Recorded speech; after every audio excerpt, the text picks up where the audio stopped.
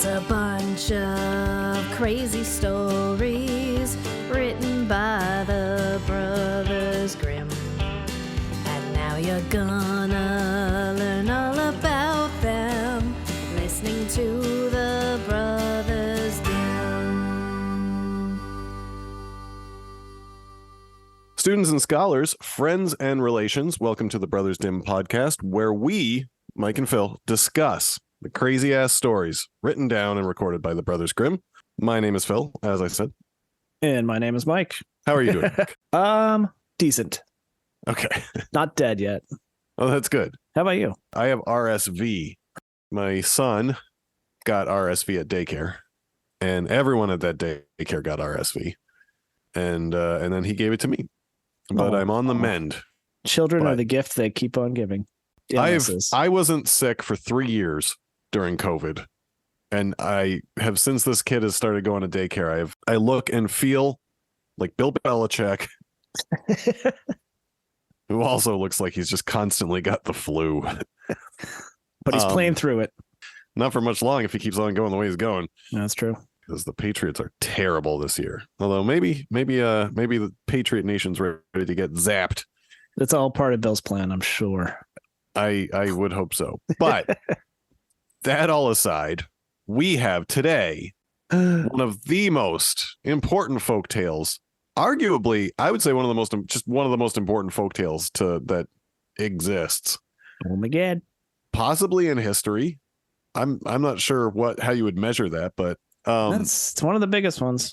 And I'm sure you saw some of the same research that I did. And I came across some notes from Professor Emeritus of German Literature and Folklore at the University of Minnesota, our good friend, Dr. Zips. Oh, nice. Great hero to the Brothers Dim. Dr. Zips, of course, you are always welcome to do a guest spot on the podcast anytime you like. We would even tone down our swearing since he's not fucking here. I won't tone down fucking shitballs. That's what I say. Anyways, Professor Zips has this tale marked as going all the way back to the year 0 or somewhere thereabouts. There's a version about a Greek slave girl who marries an Egyptian king, and it's just propagated throughout. I guess the Greeks went and conquered the whole world, and their stories went with them. That they did. At its core, back to the story. Someone who was ignored, passed over, possibly even purposefully held back by circumstance or stepsisters. and then achieves greatness. Do you have anything, Mike, to add before we get to the plot? Because I think it's funny. I think a lot of people are going to know the main beats of this story, like the slipper, but it is grim. Yeah, so no, it is. And we could talk about it later, but I was expecting a standard Grimm's hard right turn or even like a full S after the story we know.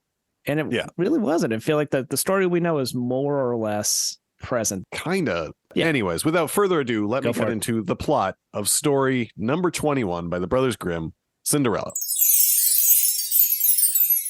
Once upon a time, a rich man's wife is dying, and she knew she was dying, so she called her daughter to her bedside and said, "Sweet child, be good and do good. Be pious. I'll be looking down on you from heaven." And then, she dies. And over the winter, because, it gets cold in Germany and a man has needs, Daddy takes a new wife and then sticks around, which that is something a little bit different. It's an important point. It is, yeah. He's around and he's watching all of this mistreatment go down and does exactly jack and shit to stop it. Anyways, new wife moves in with her 2 daughters, and immediately they start mistreating the girl. Made her do all the housework. They won't even give her food unless she works in the kitchen. They steal all her stuff. They make her wear a sack. They dump her dinner in the fire every night for her to pick out of the ashes and eat. And the dad, he's still rich. He goes, at one point, he goes to a fair. He's like, "Well, what presents do you girls want?" One girl says, "Oh, jewels." One asks for dresses, and he gets them. He can afford a house servant then, presumably, but doesn't. Keeps Cinderella working in there. And by the way, Cinderella is not her name. No. That's an atrocious nickname given because she sleeps in the ashes of the fire every night. And the dad calls her that. Yeah. That's one of my primary notes. Yeah. We'll get back to it later, but he asks Cinderella what she wants. she just asks for a stick. She says, the first branch which knocks against your hat on your way home. And he's like, okay. Weirdo. He gets all that. Cinderella, he gets all the jewels and the dresses and then a branch. And Cinderella takes the branch, brings it to the graveyard, plants over her mom's grave and cries on it. And it grows into a nice big tree. Cinderella then goes to 3 times a day to pray and cry. And at some point, a little white bird shows up, and anything Cinderella wishes for, she gets. But she doesn't really wish for anything. So then it happens, the king announces he's going to have a 3-day festival. So the beautiful young girls of the kingdom can come, and he can find a wife for his son. Nice little meat market for the prince.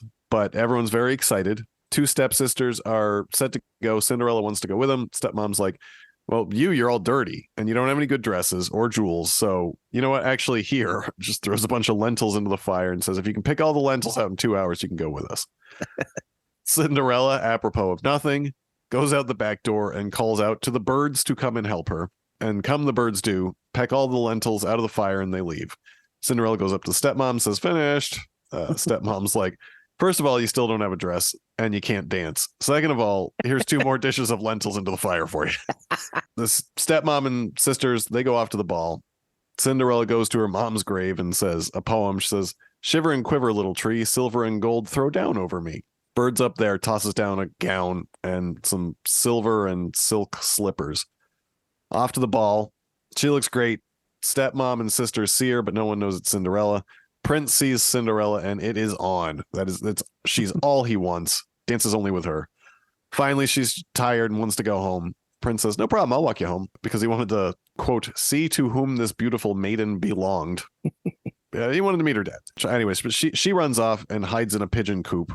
And then this is odd, but okay, so the king's son waited until Cinderella's father came. And I'm going to leave that alone for the moment, but we can return to it. But yep, that's a note of mine. Yeah.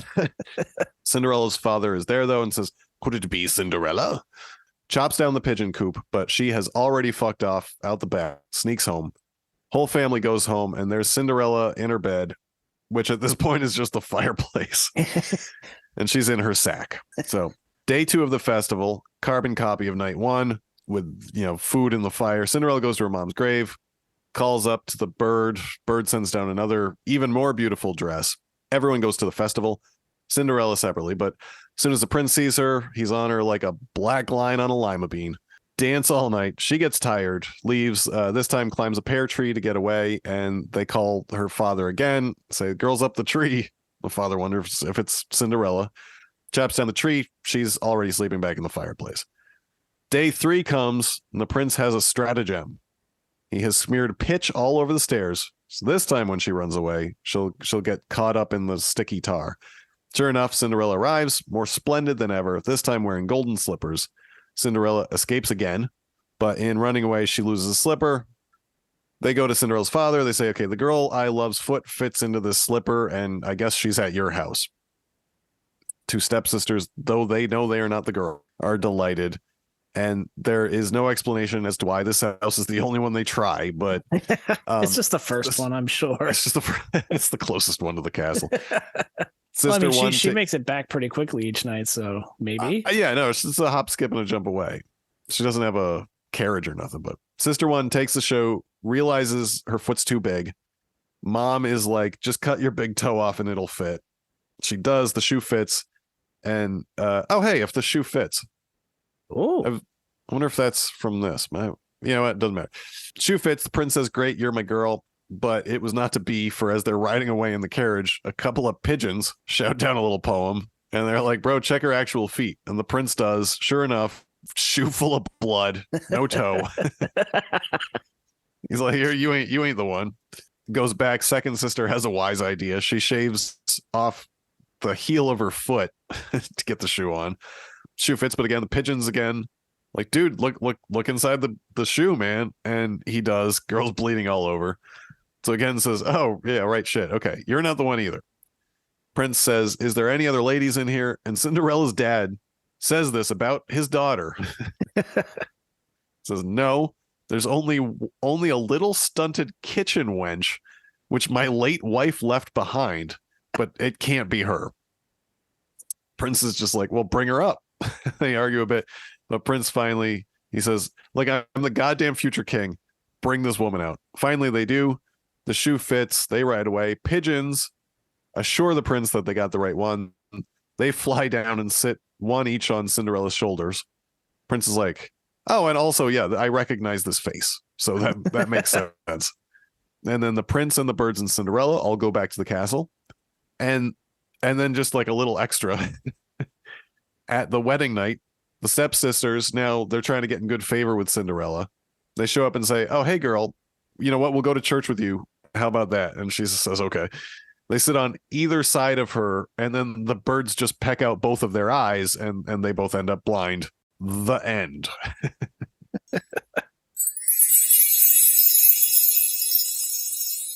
Oh boy, howdy and raspberries. Where to begin? Ooh.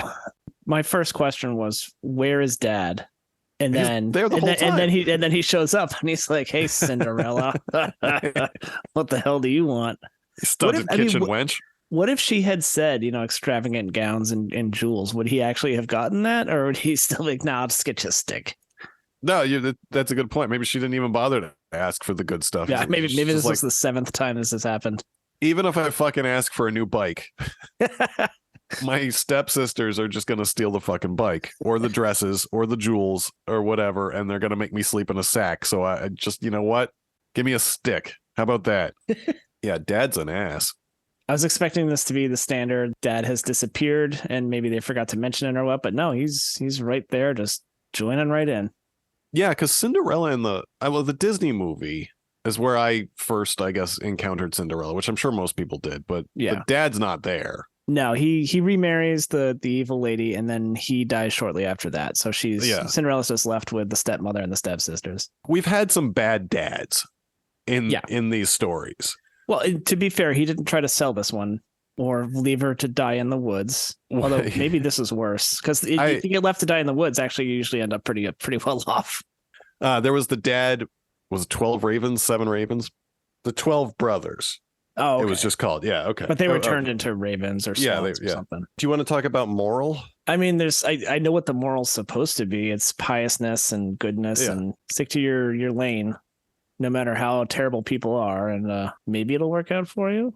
Yeah. Or maybe they'll just keep throwing your shit in the ashes, and you have to pick lentils out forever. It's more pious than it, because she's not really kind. She's just not greedy. No, it's true. Yeah. And she doesn't seem to mind that she's like, oh yeah, you can come to church with me. It's almost like she's more like a kicked dog. Like she's not good, but she just kind of takes the abuse and just keeps going. Okay.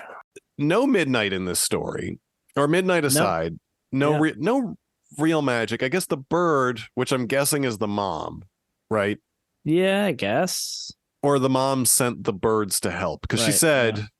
I mean, that's a type of magic, but throwing the dresses down to her. I don't know where the dresses are coming from.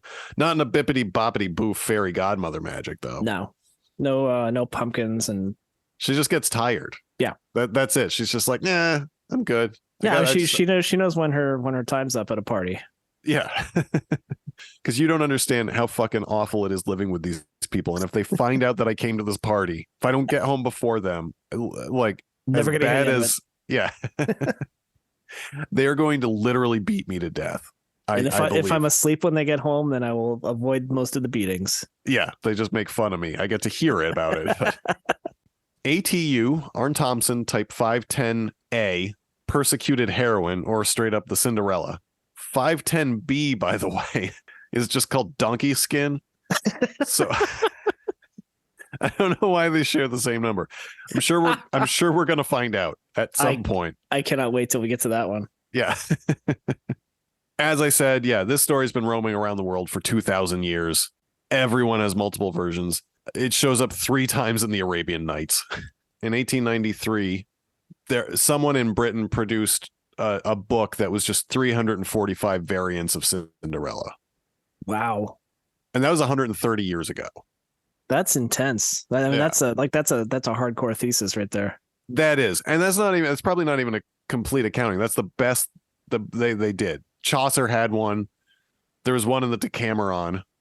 So one thing is interesting is I don't know if you remember the 1950 Disney animated one all that well, but the stepsisters are definitely not attractive. I wouldn't say Yeah. they're like wart on the nose witch ugly, but kind of chubby in the face, or like no chin, or in this version in Grimm's, they're actually gorgeous. They're described as beautiful and fair of face, but vile and evil on the inside. I'm not shocked that Disney kind of went ahead and just made them ugly on the outside. I mean, you don't want anyone rooting for them. Right. Just a couple of hotties. Evil hotties. Just this concept of throwing beans or seeds or lentils or whatever in the ashes or in the grass, it's just a dick move. I mean, we saw this a few stories ago in the White Snake, where she was just trying to be a dick and just like threw the millet seeds in the grass. She's like, oh, go ahead, pick those up, and gets the ants to do it, and that worked out fine. But man, birds, you got a bird. If you have an animal army, right? Yeah, I mean, that's you the can moral pick up here. seeds or beans or whatever you want. Yeah, there's a lot of help from birds here. I don't know if this is where that started with the birds, but that feels like a really big trope to me that Disney loves with their princesses. Yeah, Snow White did it. So much so that even in Shrek, they made fun of it. Oh, did they? I missed that. Not that I missed it, but it's been long enough since I've seen Shrek. Fiona sings and the bird is singing with her, but she hits a note so high that the bird explodes, and then she steals the bird's eggs, and then that's what they eat for breakfast. If I remember correctly, which I am pretty sure that I do. You know what? I don't know if this will leave this in. I saw that movie. I was on a date with Bonnie. I think this was that probably before you guys dated. Very quickly with Tales of Teenage Dirtbaggery. Yeah, all of our friends seem to have dated all of our other friends at various points, and not this concept of you can't date an ex of one of your friends was never really done by. Yeah, no. The Amherst Northampton area, at least in the 90s, was very small. It was very small, or at least our social group was very small. Very active. Very active. Very social. Any small town with 40,000 seasonal residents. Okay. The wedding. Yes. First of all, the sisters show up at the wedding, I guess I'm not shocked they're ugly on the inside, so that's pretty brazen. Yeah. But so they're processing. I think it said they walk in and they walk out. I don't know. I'm assuming it's like processing and recessing, whatever. But anyway, so they're walking in, and two birds peck out one eye on each of them. Yeah. This doesn't stop the wedding. It doesn't send the sisters away from the wedding, because they do the whole thing, and then as they're recessing, the birds come back and peck out the other eyes on the evil stepsisters. Yeah, because they swap sides. Right. And so you get an eye pecked out by a bird and you just stay at the wedding, and you're just You're like, fine. yeah. Like, that was they weird. They keep having oh, that was strange. Well, anyway, let's move along. Yeah. It was a fun final bit at the end of the story. Now, I had known broadly about the cutting the toe off. Because I'd heard about the Grimm version of this story for I feel like my whole life. There was always like this idea. I always knew about Grimm's. Yeah. And people say, oh yeah, the real fairy tale. It was the same thing with The Little Mermaid, when they're like, oh, in the real one, she turns into sea foam at the end, and they cut out her tongue. And I think about the cutting the toe off. I didn't know about the birds, and it was just that one last paragraph. Yeah. It's almost like you got the end. They got to the end. They're like, we haven't done enough. Should we punish the stepsisters? We haven't done Let's enough. just have them show up at the wedding. Stepsisters, yeah. Yeah. Nothing bad happens to the mom or the dad. No, nothing at all. Speaking of the toe and the heel. Okay. So, well, first of all, the prince just keeps going through the women in the house. Like, it's definitely the house. I mean, it's got to be. But then it gets to Cinderella, and he's like, here, try this on. What do you think that shoe looked like? It was, they washed it out. just gave it a quick rinse. Yeah, just rinse it off. Yeah, just trying to picture this shoe full of blood in the toe and in the heel. Can we talk about the weirdness with obviously there's weirdness with the father, but 3 times, or the 2 times that she runs away, the first 2 nights of the festival, and the prince is just casting about looking for her, And then he's just, at one point he specifically says he waits for Cinderella's father to ask him. He's like, "Hey, have you seen this girl around?" I don't know why it had to be him. It didn't have to be him. All he did was say, "Oh, I wonder if it's Cinderella," which had no bearing on the story whatsoever. It was a really weird addition. I have no answers for you as to why. He was just like, "I got to have a couple more lines in here or I'm out." Listen, I talked it over with the union. I need more parts in this play. It's really weird that he goes and he's like, "Hey, I think your daughter's up there." Why he's even at No, this he thing. didn't say he didn't think it was his daughter. I thought that he did. Did he? Hold on. I mean, how would he possibly know to infer that it's his daughter? Okay. She danced till it was evening, but King says, "I will go with you and bear you company, for he wished to see to whom the beautiful maiden belonged." She escaped from him, however, and sprang into the pigeon house. The king's son waited until her father came. And then he told him that the strange maiden had leapt into the pigeon house. I think it's just a reference for us to know that it's her father. Oh, okay. Because I don't see any way that anybody, I mean, nobody recognized her. They all thought she was some foreign princess. I thought it was very weird too, but maybe that's just, why just very strange. He's rich. He's just one of those rich dudes that chops down pigeon coops on the palace grounds, as one does. He wanders out of parties like, "Hey, missing any strange women? I'll chop down a pigeon coop for you." I haven't done it since Tuesday. It's been a while, but I'm a very rich man that can afford jewels and dresses for my two beautiful stepdaughters. Tell you what, let me chop down your pigeon coop and I'll buy you a new one. I like it when my stepdaughters are looking good, but my real daughter I have no use for, if you know what I mean. Did you have a favorite line here? Let me Or see. first line that made you laugh? No, I think my favorite line was probably like, "No, there's only a stunted little kitchen wench," which my late wife left behind when I was finally broke. But how about you? Mine was before that. It was one of the it was early on when the stepsisters come over, and one of them, it's apropos of nothing, but one of them was like, "Is this stupid goose gonna sit in the parlor with us?" I just love stupid goose. I have a pitch for you. Ooh, that's interesting because there's been a lot of pitches for this one. Yeah, no, I know. This was a fun exercise for me. I have it for two reasons. One, it's an adaptation, and I like the name. Two, story was decent, if not short, but the most fucked up version I could find. Nice. Three, I wanted to see if I could do it. It's a Greek version of Cinderella, but it is not ancient Greek. It's a more recent Greek. Like My Big Fat Greek Wedding Greek? Yeah, My Big Fat Greek Wedding Greek. A Greek version of Cinderella called Little Saddle Slut. Now, near as I can tell, a saddle slut is a Greek insult because there's no context in the story. So I don't actually know. Oh, wait, you're telling me an adaptation, this is not your pitch? No, it's my pitch. I'm going to make a version of this, but no, I didn't come up with Little Saddle Slut. Oh, okay. I'm explaining that. to you. That That's is what an I'm saying. existing Greek. It's an existing Greek. Yes. Yeah. Okay. I'm sorry. An No, adaptation. it's fine. By the way, it was written down by a man, the name of Edmund Martin Gelder, an English Anglican priest who lived from 1844 to 1885. So not Greek, Big Fat Greek Wedding, but not ancient Greek either. One point he collected a bunch of Greek fairy tales, including this one, stuck them all in a book. We should really just collect all of our favorites and put up an ebook because it's all public domain. Everyone that's done this in the past has made money. But here's the story of Little Saddle Slut. Story begins with three sisters and their mom spinning, you guessed it, flax. And the sisters say, "I've got a fun game. Whoever of us drops the spindle will kill her and eat her."